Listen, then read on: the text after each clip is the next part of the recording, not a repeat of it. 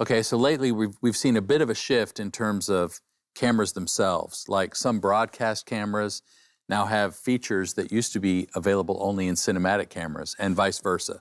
So for somebody who's trying to choose which features and why and which camera is going to be better for what thing, like we're seeing cinematic features now being applied to award shows, for example, which were typically just a broadcast event that would have a certain look.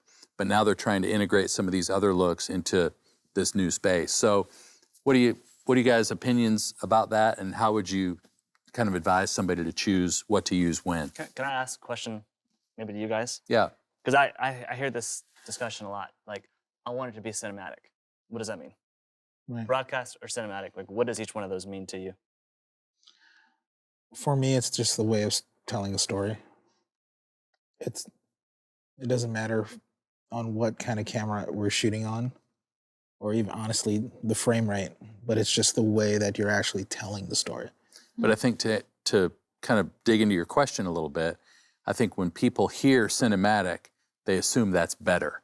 Right. It's like That's true. it's more artistic or it's better. So they say, well, I want a more cinematic look, but they don't know what that means. So a lot of people would also buy a cinematic camera and think they automatically get that cinematic look, and that's not the case, right? Like you could have a cinematic camera, but not get that look. So there's more. It's more than just a camera. Yeah. I think most of it comes down to depth, just in general. You can get depth with cinematic cameras that you can't necessarily always get with a broadcast camera.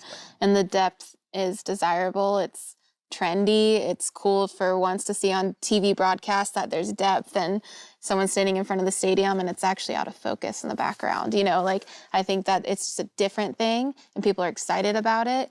But I do think it's just kind of a trendy thing because, you know, maybe we'll have VHS cameras for live worship because that creates a more intimate moment. And then what is cinema, you know, like, Yeah, like, so the NFL playoffs and Super Bowl was a great example.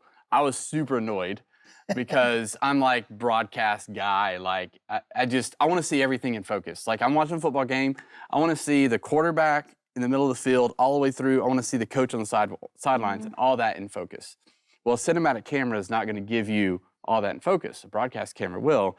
So they introduced a cinematic camera to the end zone touchdown stuff, all of a sudden on a gimbal, and they cut to it, and now, great, I see Patrick Mahomes here, all in focus. Sort of in focus. Sort of in focus. But literally, the guy cheering him on 2 feet behind him is out of focus. I'm like, I want to see the rest of that story that's happening. It's a cool, beautiful look. It's a cool look, but for sports, that shallow depth of field is like, is that? I mean, it's a hot topic. Well, you can still get it though. I mean, play devil's advocate, drop that thing down to F11, he's gonna be in focus now. You know, don't use your ND or whatever. I think there's also the aspect of like cinema cameras tend to be higher quality just in the image, the details, skin tones. I think for me as a video director, creative, low light, dual ISO, I am the biggest fan of dual ISO. I will hype that thing up all day long. You know, I think that's that side of it too, of like, it almost brings you there more because I feel like I'm in person with you rather than watching through a broadcast camera. So I think, you know, this is me trying to think into the mind of that, you know, the sports director who, when they brought in that, you know, portrait mode shot, basically in the end zone, like, I think probably what they were trying to do was, in that moment, one person, you know, it's a team thing, but like that person just scored a touchdown.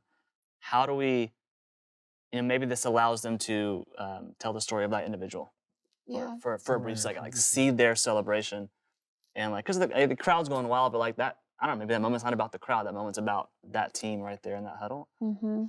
I wonder how much of it has to do with the fact that the crowd was so small, right? So it's like, let's make it more intimate so that we can kind of hide the fact that we don't have 70,000 people in here screaming at the top of their lungs. Right. It's like we've sort of gotten used to this sort of fake crowd noise, which is so annoying to me in sports now.